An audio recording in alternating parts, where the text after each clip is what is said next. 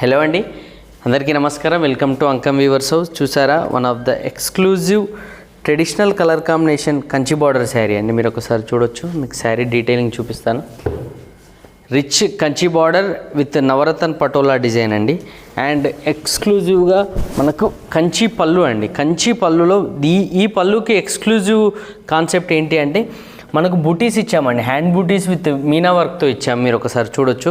ఎక్స్క్లూజివ్గా ఇక్కత్లో ఇలా మీనా వర్క్తో వచ్చిన బూటీస్ అనేవి ఉండవండి.